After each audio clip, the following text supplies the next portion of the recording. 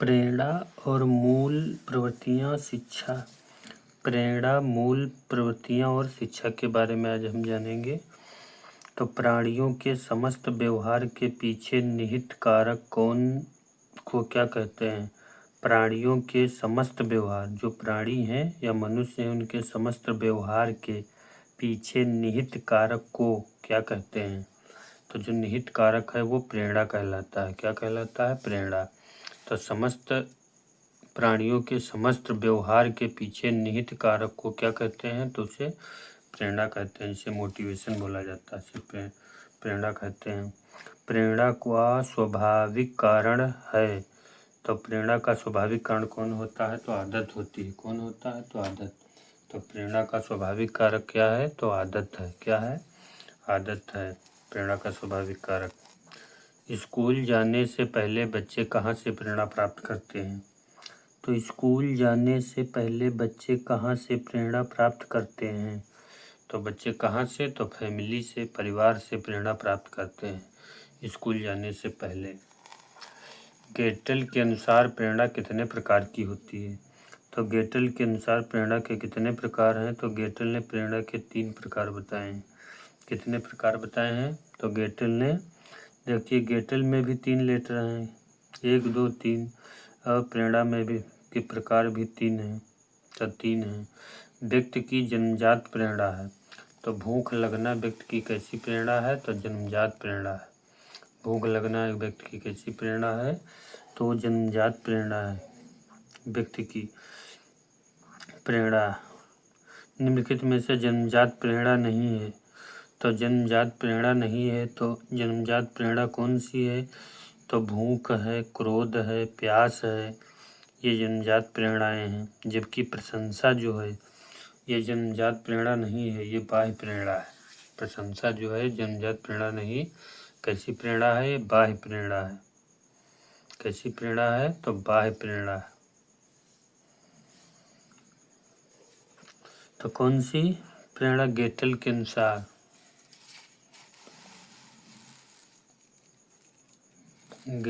अनुसार कितने प्रकार की? 3 प्रकार की। व्यक्ति की जन्मजात प्रेरणा है कौन सी? भूख है। निम्न कौन जन्मजात प्रेरणा नहीं है?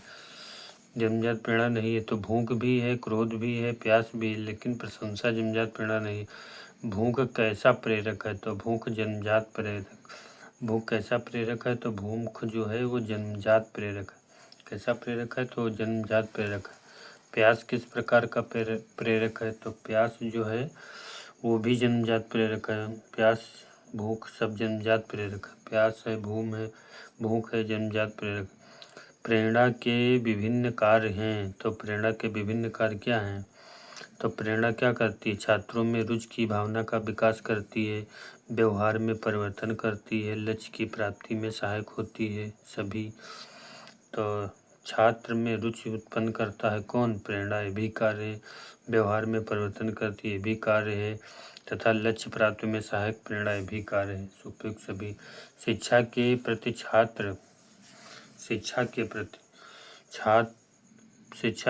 छात्र के गुण क्या हैं? तो छात्र अनुशासित रहना है तथा एकाग्रचित्त रहता है। तो शिक्षा के प्रति प्रेरित छात्र के गुण क्या हैं? शिक्षा के प्रति प्रेरित छात्र के गुण क्या हैं? तो अनुशासित रहता है, एकाग्रचित्त रहता है, सद्गुण एवं अच्छी आदतें अपनाता है तथा उपयुक्त सभी। मैकडूगल के अनुसार मूल प्रवृत्तियों की संख्या कितनी है? तो मैकडूगल के अनुसार मूल प्रवृत्तियाँ कितनी हैं? तो मूल प्रवृत्तियों की संख्या 14 है। कितनी है? तो मूल प्रवृत्तियों की संख्या कितनी है? 14 है। प्रेरणा से आप क्या समझते हैं? प्रेरणा किसे कहते हैं? प्रेरणा एक आंतरिक शक्ति है, मतलब ये शरीर के अंदर निवास करती है। प्रेरणा एक आंतरिक शक्ति है जो व्यक्ति को लक्ष्य निर्देशित व्यवहार में संलग्न होने के लिए प्रेरित करती है। प्रेरणा एक आंतरिक शक्ति है जो व्यक्तियों को लक्ष्य निर्देशित व्यवहार में संलग्न होने के लिए प्रेरित करती है।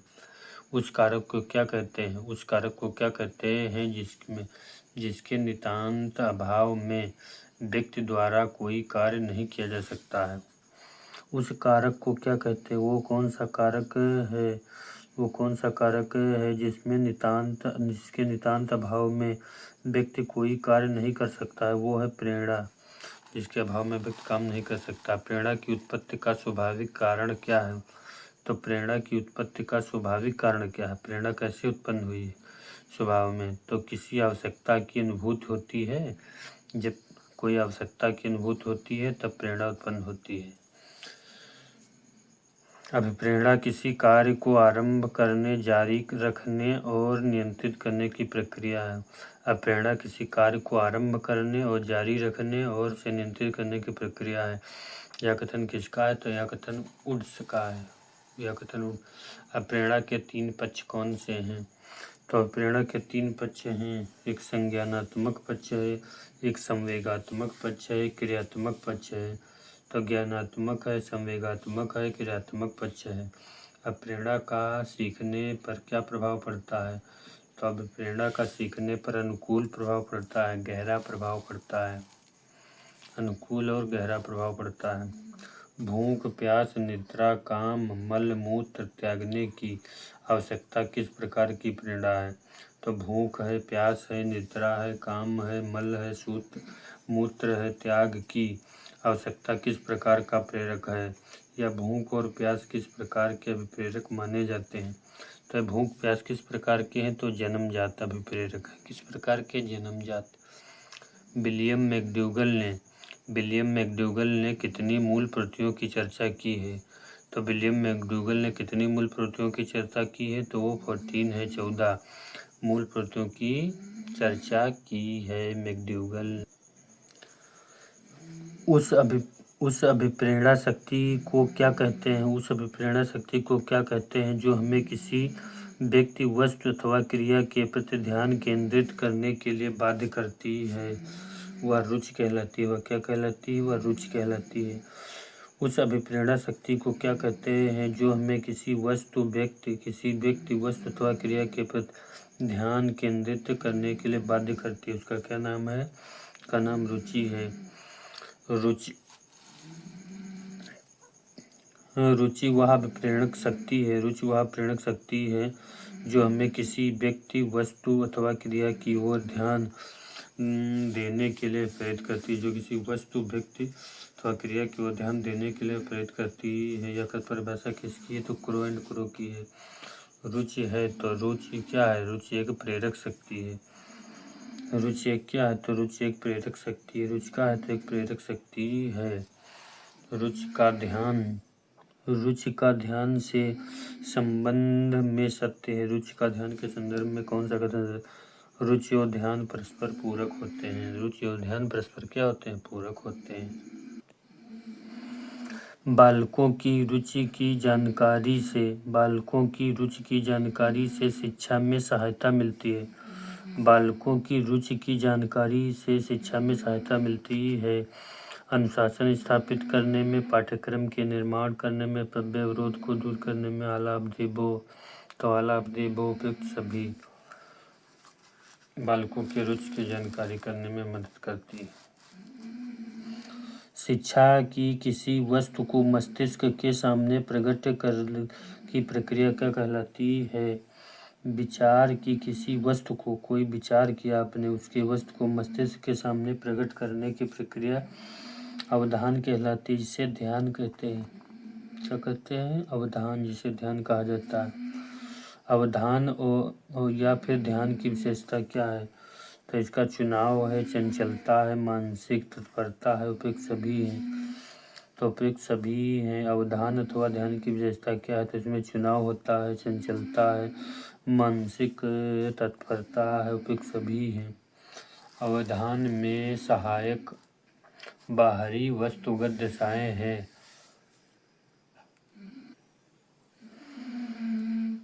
तो अवधान में सहायक बाहरी वस्तुगत दशाएं हैं। उत्तेजना की तीव्रता है, उत्तेजनाओं की पुनरावृत्ति है, गतिशील उत्तेजना की तीव्रता है, उत्तेजना की पुनरावृत्ति है।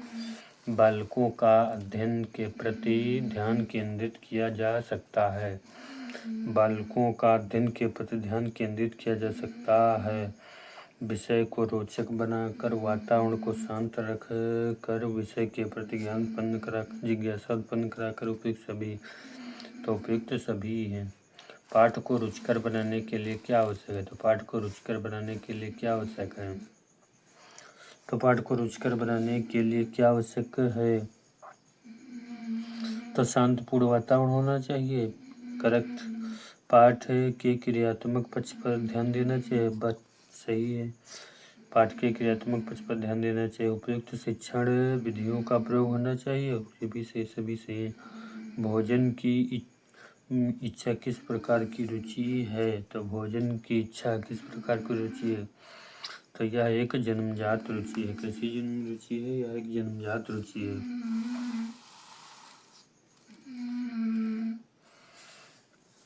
रुचि की एक सरल और स्पष्ट परिभाषा। तो रुचि की एक सरल तथा स्पष्ट परिभाषा। रुचि वह अभिप्रेरणा अथवा शक्ति है। रुचि वह अभिप्रेरणा अथवा शक्ति है जो हमें किसी व्यक्ति या वस्तु का क्रिया की ओर ध्यान देने के लिए बाध्य करती है।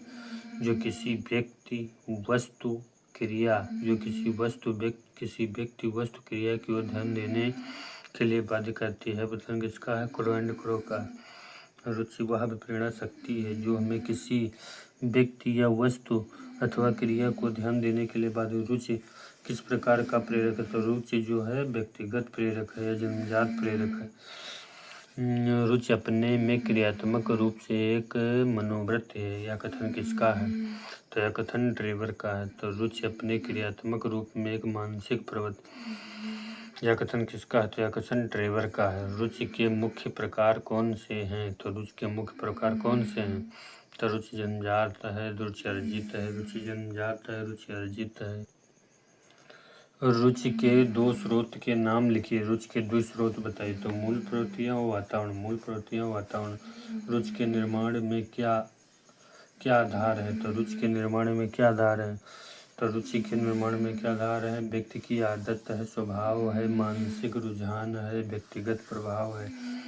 रुचि के निर्माण में क्या आधार है? तो व्यक्ति की आदत है, स्वभाव है, मानसिक रुझान है, व्यक्तिगत प्रभाव है। वातावरण के संपर्क में विकसित रुचि किस प्रकार की रुचि होती है? वातावरण के संकल्प में विकसित रुचि किस प्रकार की रुचि होती है? यह एक अर्जित रुचि है। किस प्रकार की रुचि है? अर्जित रुचि है। रुचि का शिक्षा की प्रक्रिया पर किस प्रकार प्रभाव पड़ता है? तो रुचि का शिक्षा की प्रक्रिया पर किस प्रकार प्रभाव पड़ता है? तो रुचि का शिक्षा की प्रक्रिया पर किस प्रकार प्रभाव पड़ता है? तो अनुकूल प्रभाव पड़ता है। अवधान से आप क्या समझते हैं? अवधान या फिर ध्यान एक चयनात्मक मानसिक क्रिया है। तो ध्यान एक चयनात्मक मानसिक क्रिया है।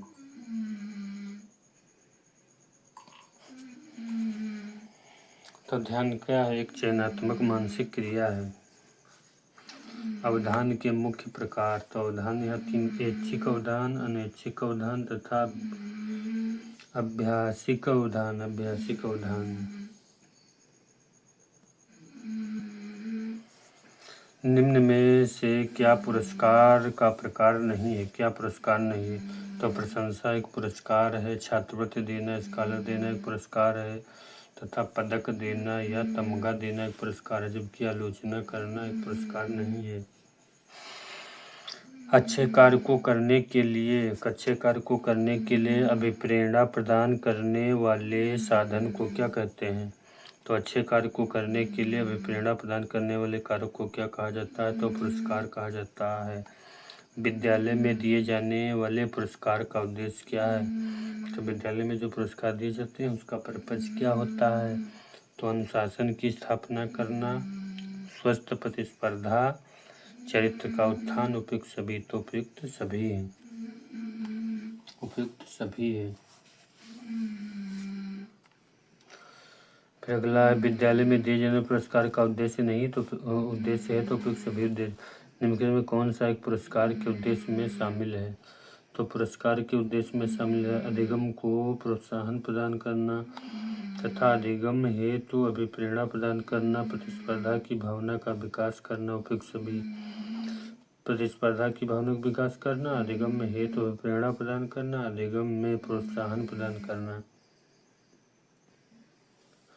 निम्न में कौन सा अमूर्त पुरस्कार है? तो प्रशंसा जो है ये अमूर्त पुरस्कार है। कक्षा का मॉनिटर मूर्त पुरस्कार, प्रगति पत्र मूर्त पुरस्कार, छात्रवृत्ति मूर्त पुरस्कार, जबकि प्रसन्नता अमूर्त पुरस्कार है। वर्तमान समय के अनुसार दंड को माना गया है। वर्तमान मान्यता के अनुसार दंड को माना गया सुधारात्मक। तो वर्तमान की जो मान्यता है उसके अनुसार दंड का है सुधारात्मक। दंड से होने वाली हानियाँ, दंड से होने वाली हानियाँ: प्रतिशोध की भावना का विकास, विपरीत प्रभाव पड़ना, संवेदनात्मक असंतुलन बनाना, संवेदनात्मक असंतुलन बनाना है, विपरीत प्रभाव पड़ना है, प्रतिशोध की भावना का विकास होना है। छात्रों पर अर्थदंड लगाना किस प्रकार का दंड? आर्थिक दंड है। पुनरावर्तन प्रकार के प्रश्नों में कौन से प्रश्न शामिल हैं? कौन से प्रश्न शामिल हैं? बहुविकल्पी हैं, सत्य सत्य हैं, मिलान वाले उपयुक्त सभी हैं। तो पुनरावृत्त प्रश्न में कौन कौन शामिल हैं? तो बहुविकल्पी भी हैं, सत्य सत्य भी हैं, मिलान वाले शब्द भी हैं।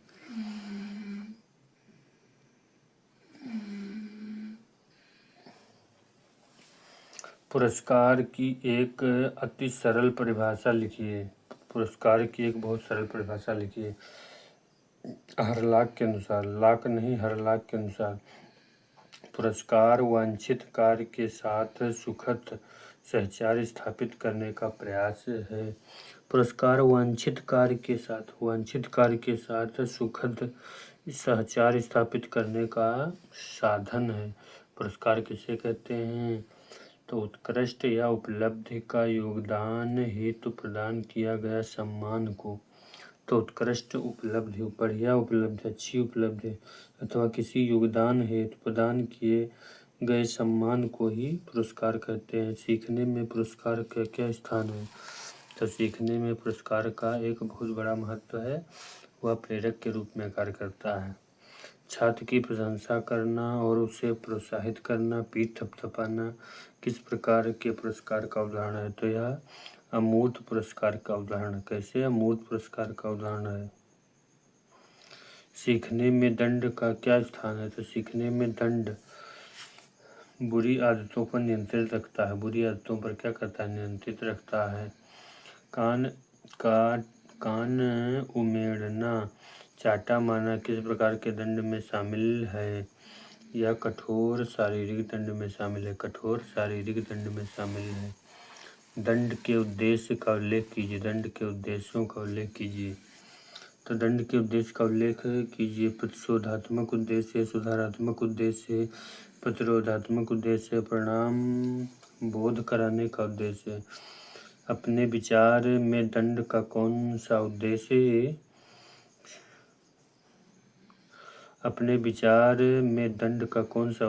सर्वोत्तम है?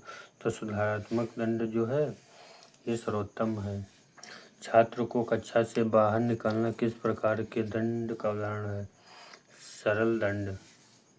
कक्षा से बाहर निकालना किस प्रकार का दंड है? तो यह जो है एक सरल दंड है। कौन सा? सरल दंड। निम्नलिखित में कौन सा मानसिक रूप से स्वस्थ व्यक्ति का लक्षण है? मानसिक रूप से स्वस्थ व्यक्ति का लक्षण है आत्मविश्वास है, समायोजनशीलता है, स्वमूल्यांकन की उपयोगिता है, उपयुक्त सभी है। तो समायोजनशीलता भी, आत्मविश्वास भी, स्वमूल्यांकन की योग्यता भी, उपयुक्त सभी है। The mind and found itself पुस्तक किसने लिखी है? तो बियर्स ने लिखी है। मानसिक स्वास्थ्य विज्ञान का उद्देश्य, मानसिक स्वास्थ्य विज्ञान का उद्देश्य क्या है?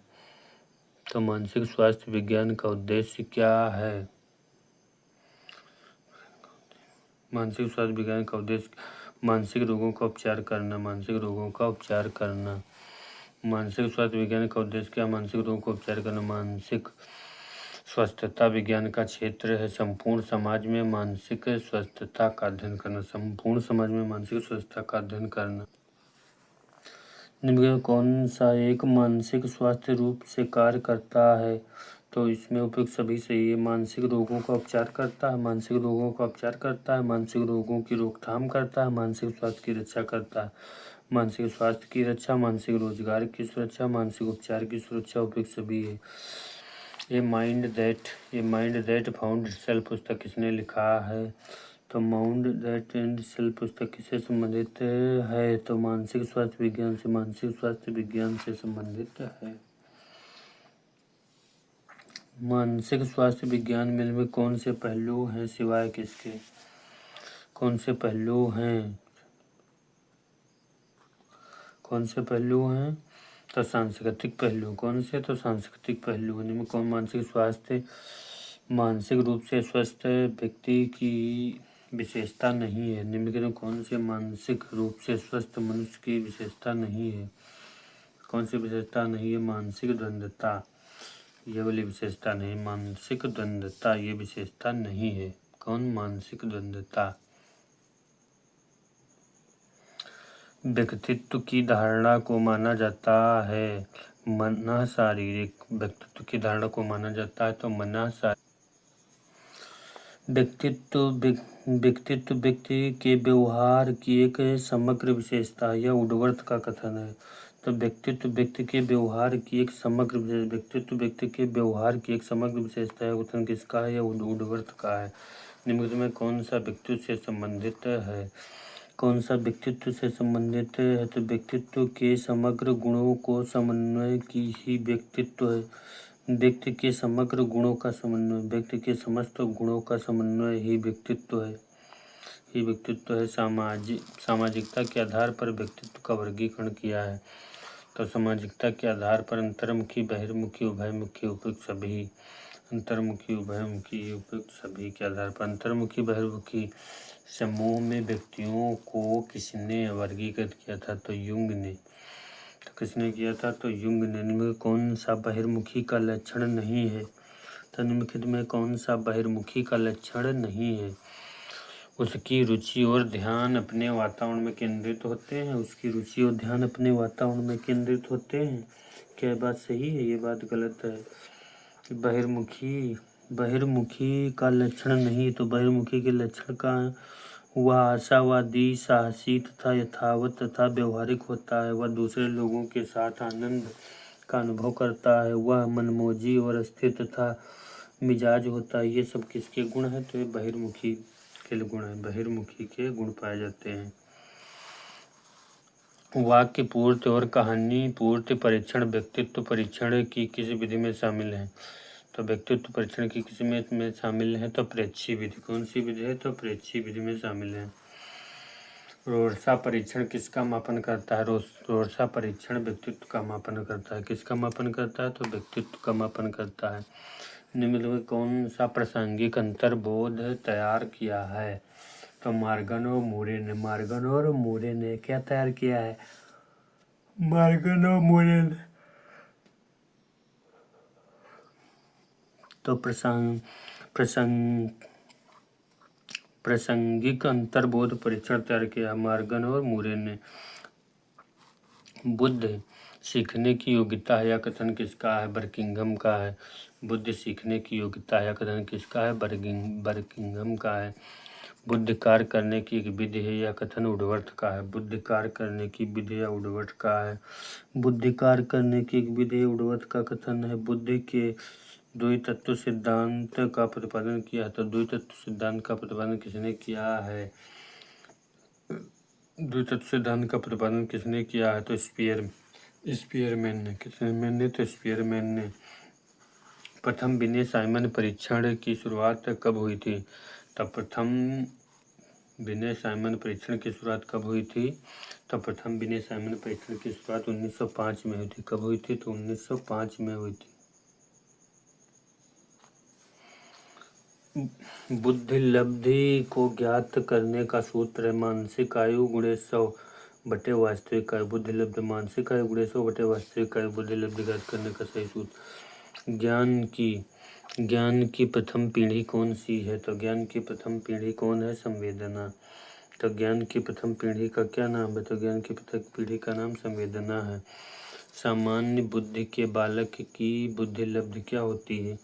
तो सामान्य बुद्धि लब्धि के बालक की सामान्य बुद्धि लब्धि क्या होती है? सामान्य तो बालक की बुद्धि लब्धि क्या होती है? 90 से 100 उसका IQ होता है। एक बालक की मानसिक आयु 12 वर्ष है, तो शारीरिक आयु 16 वर्ष है, तो उसकी बुद्धि लब्धि क्या होगी? तो बुद्धि लब्धि का सूत्र क्या था? मानसिक आयु। तो मानसिक आयु कितनी है? तो 12 है। तो 12 गुणे 100 और बटे 16, उसको काट लीजिए तो आपका 75 निकल के आ जाएगा।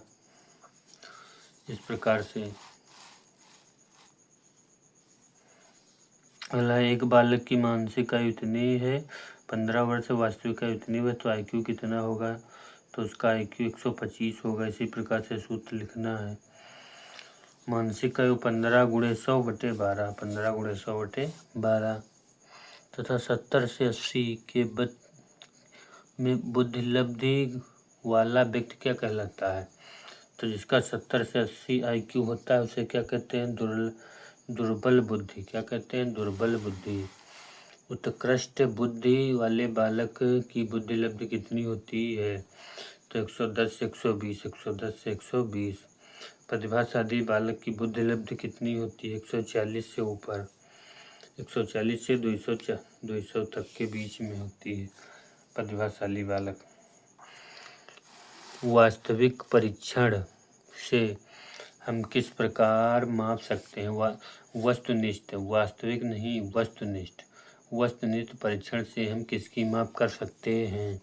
तो तर्क शक्ति की माप कर सकते हैं। किसकी माप कर सकते हैं? तो तर्क शक्ति की माप कर सकते हैं। वस्तुनिष्ठ प्रश्नों के उत्तर होते हैं तो निश्चित होते हैं। कैसे होते हैं? निश्चित। बुद्धि के बहुतत्व सिद्धांत किसने दिया? तो थर्स्टन ने दिया। बहुतत्व सिद्धांत किसने दिया? थर्स्टन ने। स्पेयरमैन ने बुद्धि के कितने तत्वों की संख्या बताई है? तो स्पेयर कितने बताई थी? तो 2। स्पेयरमैन ने कितने बताई है? तो 2 बताई है। किसी व्यक्ति को किसी समस्या के समाधान के लिए किसी अन्य व्यक्ति द्वारा दी गई सहायता को क्या कहते हैं? किसी व्यक्ति को किसी समस्या के समाधान के लिए, कोई व्यक्ति है, उसकी समस्या है, उसके समाधान के लिए कोई एक अन्य व्यक्ति है उसे सहायता देता है, तो सहायता को क्या कहते हैं? तो उसे क्या कहते हैं? निर्देशन। क्या कहा जाता है? तो निर्देशन कहा जाता है। फिर अगला, निर्देशन वह निजी सहायता है जो जीवन के लक्ष्यों को विकसित करने में, समायोजन करने में तथा लक्ष्यों की प्राप्ति में उनके सामने आने वाली समस्याओं को सुलझाने में एक व्यक्ति द्वारा अन्य व्यक्ति को दी जाती है। यह कथन किसका है? तो आर्थर जोन्स का है। किसका है? तो आर्थर जोन्स का। निर्देशन की मुख्य रूप से आवश्यकता होती है। तो निर्देशन की मुख्य रूप से आवश्यकता क्या होती है? बालक की समस्याओं के समाधान के लिए, शिक्षा और व्यवसाय की समस्याओं के समाधान के लिए तथा व्यक्तित्व के सर्वांगीण विकास के लिए, उपयुक्त सभी के लिए निर्देशन का एक प्रमुख उद्देश्य है। तो निर्देशन का प्रमुख उद्देश्य है छात्रों का सर्वांगीण विकास करना। छात्रों की विद्यालय में सामान्य समस्याओं के समाधान के लिए दिया जाने वाला निर्देशन शैक्षिक निर्देशन। तो बालकों को विद्यालय में सामान्य समस्याओं के समाधान के लिए दिया जाना निर्देशन शैक्षिक निर्देशन है। तथा व्यावसायिक वर्ण के लिए दिया जाने वाले निर्देशन को क्या कहते हैं? तो व्यावसायिक निर्देशन कहते हैं। क्या कहते हैं? व्यावसायिक निर्देशन कहा जाता है। व्यावसायिक निर्देशन का प्रमुख उद्देश्य है। तो व्यावसायिक निर्देशन का प्रमुख उद्देश्य क्या होता है? तो व्यवसाय की समस्याओं का समाधान होता है। व्यावसायिक निर्देशन का उद्देश्य। निर्देशन क्या है?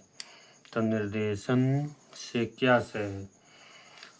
तो सलाह है, सहायता है, जानकारी व निर्देशन आदि के लिए मार्गदर्शन करना ही निर्देशन है। सलाह सहायक जानकारी, सलाह सहायक जानकारी, निर्देशन आदि के द्वारा मार्गदर्शन कराना ही क्या है, निर्देशन है। निर्देशन के दो उद्देश्य बताइए। समस्या के समाधान में सहायक होता है, उचित निर्णय लेने में सहयोगी होता है। उचित निर्णय लेने में सहयोगी होता है। तो शैक्षिक निर्देशन की किसी एक विधि का नाम लिखिए। तो शैक्षिक निर्देशन की एक विधि का नाम लिखिए, प्रश्नावली विधि। शैक्षिक निर्देशन की एक विधि का नाम बताइए, वो है प्रश्नावली विधि। निर्देशन का आधार क्या है? तो निर्देशन का आधार क्या है? तो निर्देशन का उपयुक्त और व्यवस्थित सुझाव है। उपयुक्त और व्यवस्थित सुझाव है। निर्देशन से क्या प्राप्त होता है? तो निर्देशन से सुझाव प्राप्त होता है। क्या प्राप्त होता है? सुझाव। व्यक्तिगत निर्देशन। व्यक्तिगत निर्देशन की एक समय में कितने व्यक्तियों को निर्देशन प्राप्त होता है? तो व्यक्तिगत शैक्षिक निर्देशन में व्यक्तिगत शैक्षिक निर्देशन, कैसा शैक्षिक निर्देशन? तब व्यक्तिगत शैक्षिक निर्देशन में एक समय में कितने व्यक्तियों को निर्देशन प्राप्त होता है? केवल एक ही व्यक्ति को निर्देशन प्राप्त होता है। व्यक्ति को उसकी योग्यता और अभिरुचि के अनुकूल व्यवसाय का चयन करने में मार्गदर्शन करने वाले निर्देशन को क्या कहते हैं? तो व्यवसायिक निर्देशन कहा जाता है। व्यक्ति को उसकी योग्यता अभिरुचि के अनुसार व्यवसाय चुनने के लिए मार्गदर्शन करने वाला निर्देशन व्यवसायिक निर्देशन है। सेवा और नौकरी में चयन में दिए जाने वाले निर्देशन किस प्रकार के निर्देशन होते हैं? तो व्यावसायिक अनुदेशन होते हैं। किस प्रकार के अनुदेशन? व्यावसायिक अनुदेशन। व्यावसायिक निर्देशन की कितनी विधियां होती हैं? तो व्यावसायिक निर्देशन की कितनी विधियां हैं? तो व्यक्तिगत व्यावसायिक निर्देशन, सामूहिक व्यावसायिक निर्देशन। तो व्यक्तिगत और सामूहिक। क्या शैक्षिक निर्देशन और व्यावसायिक निर्देशन में कोई संबंध है? हाँ, यस, घनिष्ठ संबंध है, एक दूसरे के पूरक हैं। घनिष्ठ संबंध है, एक दूसरे के पूरक हैं। परामर्श की क्यों आवश्यकता होती है? तो परामर्श की क्यों आवश्यकता होती है? उचित समाधान को ढूंढने के लिए। उचित समाधान को ढूंढने के लिए परामर्श की आवश्यकता होती है।